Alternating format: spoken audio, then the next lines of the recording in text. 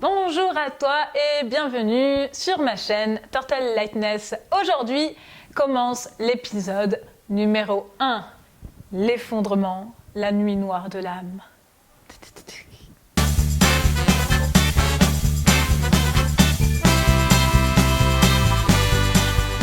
Alors, qu'est-ce que c'est la nuit noire de l'âme? Je pense que beaucoup de personnes ont des définitions différentes. Alors moi, je vais donner la mienne. Je pense que ça peut toucher en fait n'importe qui.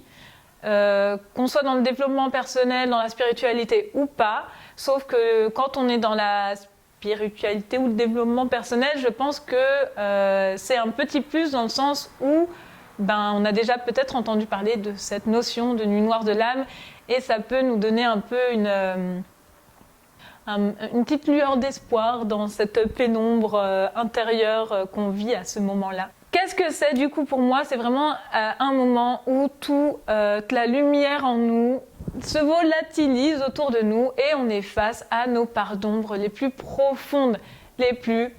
Toutes nos peurs, toutes nos angoisses, tout ce qu'on a peur d'avouer qu'on est, tout ce qu'on a peur d'être, tout. On se retrouve en fait qu'avec notre négativité en quelque sorte. En tout cas, c'est comme ça que moi je l'ai vécu. Comment ça s'est passé? Je te remets un peu dans le contexte. J'ai une maman qui est très branchée spiritualité. Elle m'a toujours parlé de réincarnation. Elle a eu pas mal d'expériences paranormales dans sa vie. Elle a vu des esprits. Enfin, elle est très très branchée dans tout ce domaine.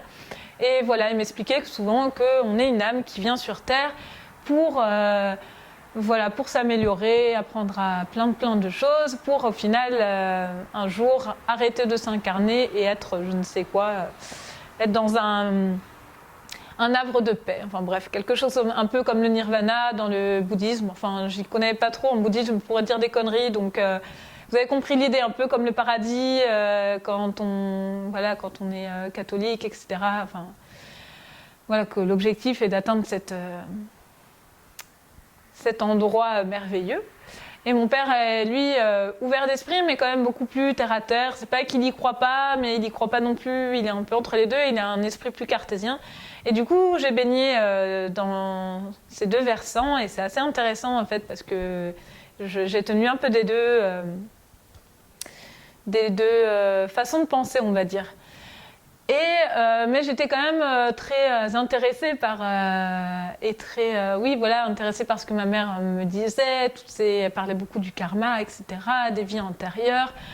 Donc c'est vraiment quelque chose qui faisait partie de ma vie, qui fait toujours partie de ma vie, différemment, mais qui fait toujours partie de ma vie. Je suis dans le développement personnel depuis vraiment longtemps. J'ai commencé, je pense sérieusement, j'ai commencé à avoir une kinésiologue à 16 ans. Pour lui parler de trucs lambda, confiance en soi, les premiers problèmes de cœur, etc. Des choses qui touchent beaucoup de personnes, donc rien de bien exceptionnel en quelque sorte. Et l'année où c'est arrivé, cet effondrement, j'étais en train de reprendre mes études pour être praticienne en santé naturelle, justement. À la base, j'ai un diplôme de journaliste, mais c'est pas vraiment quelque chose qui est pour moi. Je pense qu'un jour, je ferai une vidéo sur mes études de journalisme et ma toute petite expérience dans le métier, mais je pense sincèrement que j'étais juste pas très douée pour ça. Donc je pense que j'ai bien fait de changer. Donc je reprenais des études pour être praticienne en santé naturelle et en même temps, je passais un CAP petite enfance parce que pour gagner ma vie, j'avais commencé à garder des enfants, tout simplement. Et c'était ma dernière année, je passais du coup mon CAP, je passais mes examens finaux de mes études en praticien en santé naturelle.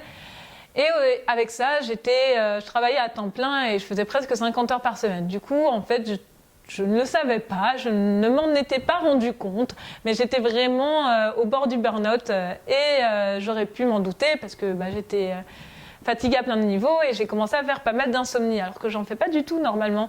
Je suis quelqu'un qui a un sommeil léger, c'est compliqué, je me réveille assez facilement, mais je dors quand même bien, j'aime bien dormir. Et donc je faisais ces insomnies, mais je suis assez têtue et je pense que je me pousse souvent plus loin, un peu trop loin, mais après je sais pas, je dirais pas trop loin parce que parce que ça me fait juste sortir de ma zone de confort et c'est pas forcément négatif, mais ça peut être quand même dangereux, je pense. À côté de ça, voilà, j'étais à fond dans le développement personnel parce qu'il y a 5-6 ans, j'ai vraiment augmenté. J'ai rencontré des personnes qui m'ont beaucoup appris, que ce soit à prendre soin de moi, mon corps, qui m'ont parlé des plantes, qui m'ont parlé aussi du côté psychologique, qui ont commencé à m'expliquer ce qu'était le mental. Vraiment, j'étais dans une démarche d'évolution assez comme ça. Et donc j'y allais à fond et j'avais tellement envie d'être cet être plein d'amour et de lumière tout le temps. Et je n'y arrivais pas et ça m'énervait. Du coup, j'allais voir des thérapeutes et notamment j'ai été voir une psychologue qui fait de l'EMDR. L'EMDR, c'est une technique qui vise en fait à revisiter des souvenirs pour tenter de se libérer de la charge émotionnelle, par exemple les traumatismes, etc., de le revivre pour finalement le digérer et pouvoir se libérer de cette charge émotionnelle. Et avec cette dame, j'avais traité plein de sujets déjà avant et je m'étais dit, je commence à avoir fait le tour. Ce gentil ego qui pense qu'il a tout fini et qu'il est à 2 doigts d'avoir atteint son objectif. Je ne savais pas à l'époque, mais c'est mon petit ego qui me faisait croire plein de jolies choses. J'y suis allée en me disant, tiens, si j'abordais avec elle la peur de la mort. C'est une peur qu'on a beaucoup, que beaucoup de monde ont. Alors pas tout le monde, moi je connais des personnes qui n'en ont pas du tout peur, mais je pense que c'est une peur quand même commune à un certain nombre de personnes. Il paraît que que les deux plus grandes peurs de l'homme sont la peur de mourir et la peur de devenir fou. J'ai bien ressenti ces 2 peurs, je vous l'explique après. Et donc je me dis, je vais aller revisiter, je vais aller comprendre d'où vient cette peur, comment me libérer, patati patata. On fait 1 ou 2 séances là-dessus. Voilà, c'était intéressant, mais sans plus. Non, c'était intéressant, mais sans plus. Et donc on vient à la semaine où l'effondrement se passe.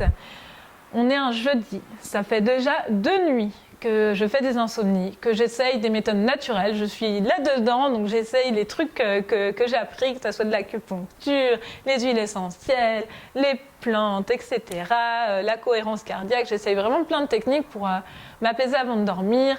Mais voilà, 2 nuits que je ne dors pas malgré tout ce que j'essaye. Et j'en peux plus, je suis fatiguée. Du coup, je me dis, tiens, je vais essayer de fumer un peu de marijuana pour me détendre. Alors, je ne suis pas du tout fumeuse, je ne supporte pas ça. Ceux qui me connaissent le savent, ça me rend malade. Rien que l'odeur me rend malade. Du coup, j'ai fumé ça sur un vapeau pour avoir que de la vapeur. Mais au-delà de ça, je ne suis pas très cannabis. J'en ai pris très très rarement dans ma vie. Et depuis cet événement, j'en ai jamais repris. C'est pas quelque chose, je ne bois pas beaucoup d'alcool. Bref, je ne suis pas très... voilà, je suis pas quelqu'un qui se défonce, même si c'est pas péjoratif quand je dis ça. Il y en a, ils en fument très souvent et ça leur va très bien. Je m'en fous, chacun fait ce qu'il veut. C'est juste pour dire, parce que je sais que certains pourraient penser que c'est parce que j'en prenais beaucoup trop que ça arrivait, etc. Non, c'était occasionnel et il suffit des fois d'une fois. Mais je tiens à préciser que pour moi, ce n'est pas du tout la faute de la marijuana. Disons que la marijuana, à mes yeux, et je l'expliquerai dans une autre vidéo, ça fait partie des plantes maîtresses qui, très bien utilisées, dans des bonnes conditions, avec tout le respect du monde pour elle, elle est là pour t'aider dans ton évolution personnelle. Je la vois vraiment comme ça. Et une de ses caractéristiques, c'est, entre autres, mais elle a pour une caractéristique, c'est aussi de déterrer des choses que tu ne veux pas voir au fond de toi. Donc moi, je l'ai prise un soir où j'étais déjà pas bien, au bord du burn-out. J'étais en train de travailler sur la problématique de ma peur de la mort avec une psychologue. Et donc, je prends cette marijuana avec tout ça autour de moi. Bien entendu, quand les effets montent, je commence un peu à me sentir pas bien. Du coup, je dis, je vais me coucher. Je suis là, allongée sur mon lit. Et je sens l'angoisse venir et je me dis, ok, relax. Tout ça, tu connais, tu as déjà géré des émotions, laisse venir, vois ce qui vient et tout. Et je commence à réfléchir comme ça à ce que maman me dit sur la réincarnation, sur le pourquoi on est sur Terre, notre objectif et tout ça. Cet objectif d'atteindre un état de paix, de se relier à la source. Enfin voilà, il y a plein de mots différents, mais quelque part, c'est sensiblement la même chose. Et là... j'ai un gros moment de panique, j'ai vraiment une peur. Et ce qui est très étrange, c'est qu'au moment où j'ai ressenti cette peur, j'ai vraiment senti quelque chose sortir de moi. Je ne saurais pas l'expliquer, mais c'est vraiment comme si... Ouais, il y a un truc qui avait... Et c'est parti. Et là, je me suis dit... J'ai mon cœur qui a commencé à battre et je me suis dit, mais c'est quoi l'objectif? Une fois que j'ai atteint mon objectif de, je sais pas, de paradis, nirvana, de retour à la source, mais c'est la fin, c'est fini, il n'y a plus rien. Je vais me faire chier, je sais pas, ça va être long peut-être.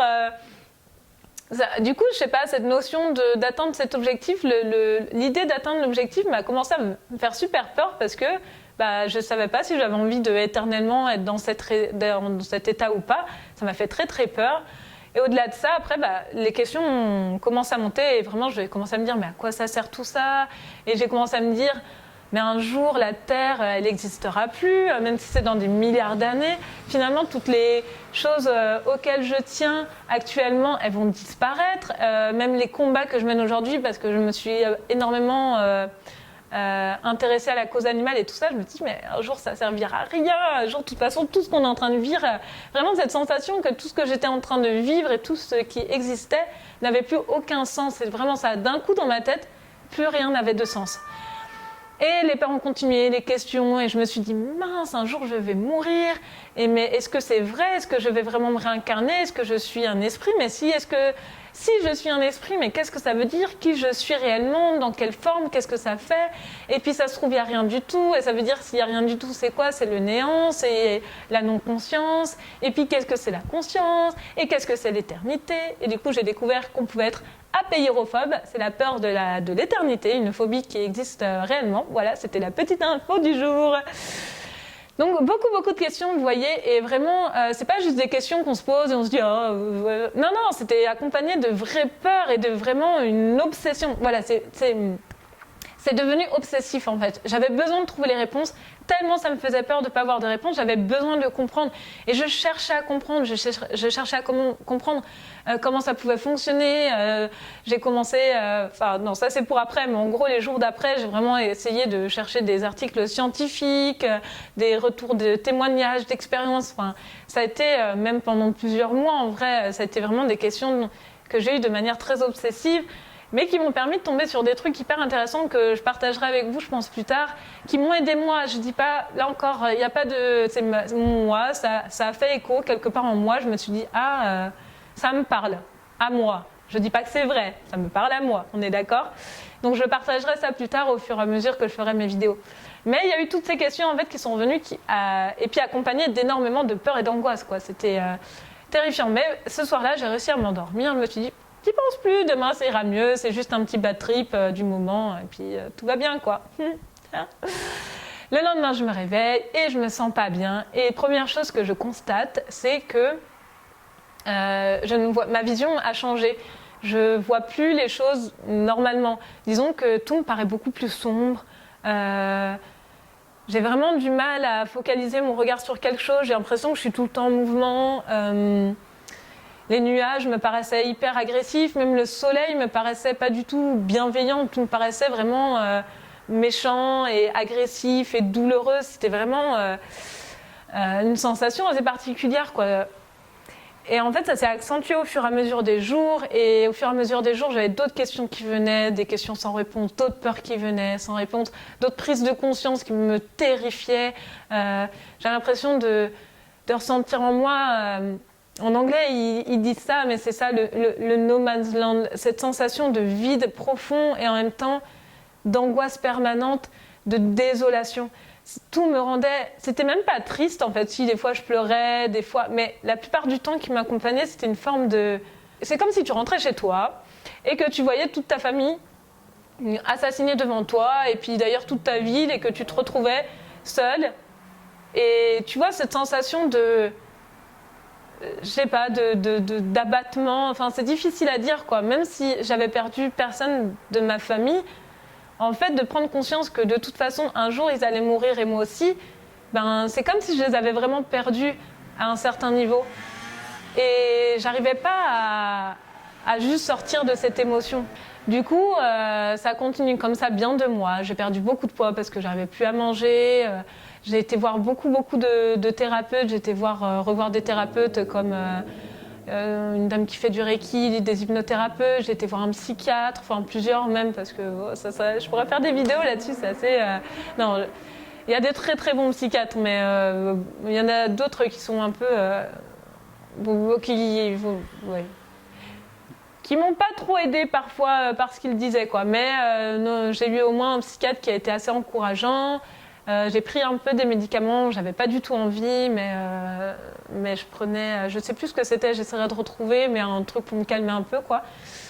J'ai vu un médecin aussi, enfin voilà, j'ai vu tout ce que je pouvais pour essayer d'aller mieux, mais force de voir des thérapeutes, ça n'allait pas mieux. Et un jour, j'étais vraiment à bout et je me rappelle avoir appelé ma mère en lui disant « Maman, ça va pas, faut que je rentre vous voir parce que c'est soit je me suicide, soit je finis en hôpital psychiatrique. » Et du coup, j'ai quitté mon boulot. Mes patrons étaient hyper compréhensifs, ils étaient adorables, enfin voilà, ils étaient vraiment gentils. Très compréhensifs. Du coup, je suis partie presque du jour au lendemain. Ça n'a pas dû être évident pour eux, mais bon, ils ont été top là-dessus.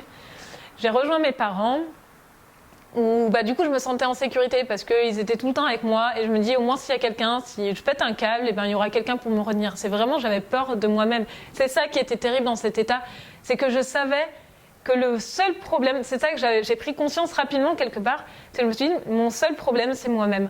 C'est moi qui ai peur de... Si j'avais pas toutes ces peurs, j'irais très bien. Mais en fait, c'est mes peurs qui me mettent dans cet état et je suis un danger pour moi-même. Et cette prise de conscience a été aussi extrêmement douloureuse parce que j'ai compris que ma guérison, quelque part, allait venir surtout de moi. Bien sûr, il y avait toute l'aide autour qui est top, quoi. Enfin, c'était encourageant, c'est voilà, un peu comme quelqu'un qui fait un exploit physique, c'est lui qui fait tout, mais les encouragements, ça te donne de l'énergie, ça te donne de l'espoir. Là, c'était un peu ça. Je savais que c'était à moi de m'en sortir, et en même temps, tous ceux qui m'ont encouragé autour, heureusement qu'ils étaient là, c'est eux qui m'ont donné la force de continuer, en fait, et de trouver des solutions. Je ferai une autre vidéo. J'ai envie de faire plein de vidéos, mais parce que ceux qui passent par là et qui ont leurs proches, c'est vrai que des fois, ou même des professionnels, je sais qu'il y en a certains qui étaient très gentils, mais des fois qui disaient des choses maladroites et finalement qui pouvaient plus te plomber. Et je pense que c'est important de le partager déjà pour prévenir les personnes qui connaissent quelqu'un dans ce cas-là, pour éviter de dire certaines choses. Et en même temps, si toi, tu es dans ce cas-là, éviter de tout écouter et apprendre à te faire confiance. Moi, par exemple, l'exemple, c'est que souvent, on me disait que je m'éparpillais dans les thérapies, que j'en faisais trop. Sauf que moi, je savais que j'en essayais plein. Et des fois, je le constatais très vite que cette thérapie n'était pas pour moi. Et du coup, il fallait que j'aille voir ailleurs. Et quelque part, c'est cet espoir qu'ailleurs, ça puisse m'aider, qui me faisait aussi continuer. Et j'ai bien fait de ne pas les écouter là-dessus. J'ai continué, j'ai vu plein de méthodes différentes, jusqu'à trouver celle, avec un S, parce qu'il y en a plusieurs, qui ont fonctionné sur moi. Mais c'est parce que j'ai vraiment recherché, et j'ai décidé de ne pas les écouter. Mais en même temps, on valait mieux, parce que quelque part, je savais mieux qu'eux par quoi je passais et ce dont j'avais besoin. Mais des fois, ils m'ont énormément aidé, à m'appeler tous les jours, à m'écouter, à me soutenir. Et là-dessus, je leur en suis très reconnaissante. Pour revenir à nos moutons, du coup, ça allait mal. Je suis partie chez mes parents et là, j'ai commencé à voir une dame qui fait des soins chamaniques. Ça sera l'objet de ma prochaine vidéo et mes prochaines vidéos. En fait, voilà, il y a tout cet état où j'étais extrêmement mal. J'ai essayé de décrire un peu ce qui se passait dans ma tête, ce que je ressentais. Je pense que j'en oublie. Mais c'était terrible, hein. Il y avait des épisodes, j'avais l'impression d'être vraiment schizophrène, d'être paranoïaque, d'être vraiment au bord de la folie. C'est pour ça que je disais j'avais cette peur de la mort qui était ultra présente, et en même temps cette peur de devenir folle qui était extrêmement présente. Et c'est ça, j'avais les deux plus grandes peurs de l'homme, qui sont celles de la mort et de devenir fou, qui étaient vraiment là. Et qu'est-ce que c'était terrible à vivre, quoi. Et toutes les secondes, je me disais, je vais me suicider, je vais partir en hôpital psychiatrique. Je me disais ça, mais tous les jours, et au moins, je ne sais pas, presque toutes les minutes, quoi. Au tout début, c'était tellement intense que et physiquement, j'avais l'impression qu'il y avait quelque chose à ma tête qui allait pas bien. J'avais vraiment en plus des sensations dans le corps extrêmement bizarres qui étaient oppressantes et c'était, enfin, ça me paraît presque loin maintenant quand j'en parle, mais c'était vraiment hyper intense, avec des épisodes de dépersonnalisation, de déréalisation, qui sont un état où ton cerveau te met, quand il pense que tu vas mourir, il te met dans un peu un état de veille, de rêve et tout ça pour en fait t'apaiser normalement. Sauf que quand t'es pas vraiment en train de mourir, t'es juste en train d'angoisser, lui il pense que tu vas peut-être mourir tellement t'angoisses, bah, il te met dans cet état. Mais en fait ça alimente ton angoisse parce que déjà, enfin en tout cas pour ma part, déjà j'avais plein de questions métaphysiques où je doutais un peu, je comprenais pas comment la réalité pouvait exister. Enfin, bref, je me posais vraiment des questions très particulières. Enfin, je pense que tout le monde se pose, mais moi c'était de manière extrêmement obsessive. C'était de manière obsessive. Je me posais des questions de manière obsessive. Et ben en plus d'avoir cette sensation d'être dans un rêve tout le temps, waouh, c'était ouais, je me rappelle, c'était vraiment super particulier, quoi. J'avais l'impression d'être défoncée et perchée H24, quoi. C'était sympa. Pour te faire le topo d'à quel point je me sentais mal, et je sais pas si toi tu passes par là ou tu connais quelqu'un où les symptômes sont, enfin les sensations, les questions que tu te poses sont similaires ou pas. Mais en tout cas moi ça s'est passé comme ça. C'était vraiment, voilà, c'était vraiment intense. Et voilà, les prochaines vidéos, je vais te parler des méthodes qui ont vraiment commencé à m'aider à sortir la tête de l'eau. Et donc la première, c'est des soins chamaniques que j'étais faire chez une dame en France, une praticienne qui fait ça et que je vois toujours, qui est top, qui m'a beaucoup aidée, qui m'aide encore. Elle, ça a été une première étape. La deuxième étape, c'était de faire la méthode d'André Charbonnier, qui à l'époque s'appelait la méthode Festen. Il a changé de nom depuis. Elle m'a vraiment permis de comprendre de manière beaucoup plus terre à terre le mécanisme du mental, quand tu nais, comment il se fait et quel impact ça peut avoir sur ta vie. Et c'était passionnant de mieux comprendre mon système intérieur en quelque sorte. Et il y a aussi une dimension un peu spirituelle dans cette méthode, mais elle est quand même plus terre à terre et c'est ça que j'aimais bien. J'avais besoin d'un truc terre à terre en fait. Ensuite, je vais te parler de Kambo, qui est une médecine qui m'a aussi beaucoup aidée, qui vient d'Amazonie. C'est pas légal en France. Je crois qu'il y a des pays dans l'Union européenne qui la font. À vérifier quoi. Mais je vais t'en parler parce que ça vaut le coup d'être connu, je trouve. Et ensuite, je vais te parler de l'ayahuasca, qui est une plante maîtresse que j'ai pris en Amazonie, enfin au Pérou, du coup, dans la forêt amazonienne péruvienne. Il y a beaucoup de choses à se dire là-dessus parce que, eh bien, en fait, touristique, ça peut devenir très dangereux. Et aujourd'hui, je comprends pourquoi. Je l'ai beaucoup compris en faisant cette retraite. Mais pour moi, c'était extraordinaire. Je suis tombée sur un chaman hyper bienveillant. Et puis une nana, voilà, top. Enfin bref, c'était une très très belle expérience. Et j'en parlerai, comment elle m'a aidée, comment j'ai choisi ce centre, quels sont les dangers, qu'est-ce qui a évité, etc. Je trouve parce que c'est une médecine merveilleuse, mais effectivement, elle peut aussi faire des dégâts si elle est utilisée dans de mauvaises conditions avec de mauvaises personnes, tout simplement. C'est un peu comme un couteau. Tu peux faire de super choses avec un couteau, sauver des vies, enfin avec un scalpel, j'en sais rien. Tu peux sauver des vies avec un super chirurgien qui a un talent incroyable et il va réussir à sauver des personnes sur une table d'opération, et en même temps il y a quelqu'un qui va pas savoir l'utiliser, il peut détruire la vie d'une personne. Ben, avec la plante c'est pareil, c'est une plante magnifique si elle est bien utilisée, avec les bonnes personnes, dans les bonnes conditions et quand tu es prêt. Il y a beaucoup d'air. Mais cette expérience était superbe pour moi. J'ai parlé de ça, et la dernière chose dont je veux parler, parce que je travaille sur ça en ce moment, c'est les 5 blessures qui empêchent d'être soi-même, ou les 5 blessures de l'âme, qui sont la trahison, l'injustice, le rejet, l'humiliation et l'abandon. Je travaille justement en ce moment ça avec une femme qui est super sympa, grâce à elle, je prends conscience encore de beaucoup de choses sur moi, tout simplement, dans mes automatismes, dans mes schémas. Enfin, j'arrive à mieux cerner où j'ai été blessée, pourquoi et comment ça interagit dans ma vie de tous les jours. J'ai beau être moi-même praticienne, faire ces vidéos, je vais parler vraiment de mon expérience et de ce que j'ai acquis jusque-là, tout en sachant que j'ai encore beaucoup de choses à acquérir. Je suis très loin d'être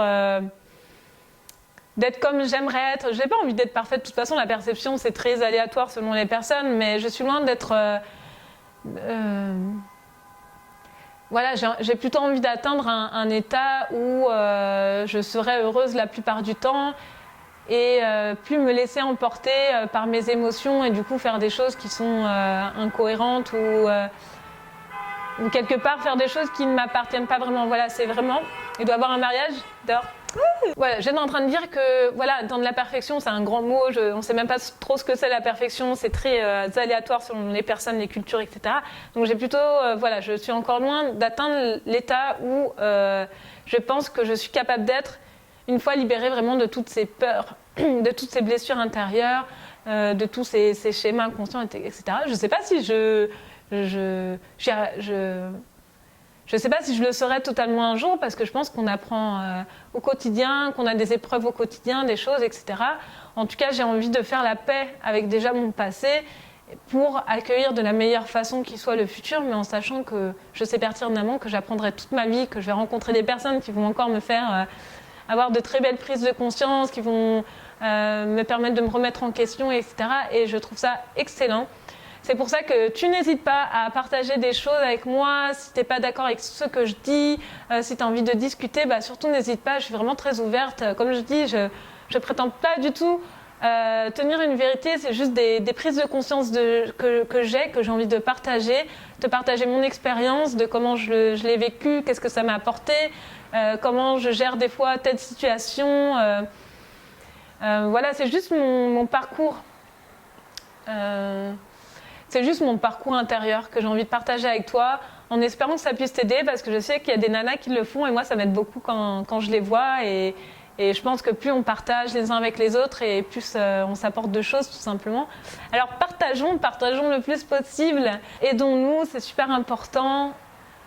Et si tu traverses une période un peu difficile, comme je l'ai dit, même s'il y a eu un autre mode de déclenchement ou autre chose, j'ai juste envie de te dire, crois-moi, tu peux t'en sortir, vraiment. Tu peux y arriver. Je ne pensais pas dire ça il y a 2 ans et demi. Et aujourd'hui, je peux le dire. Donc, c'est vraiment avec tout mon cœur que je te l'ai dit que tu peux y arriver. Sur ce, je te dis à bientôt pour l'épisode numéro 2. Je te dis à très bientôt. Passe une très belle journée.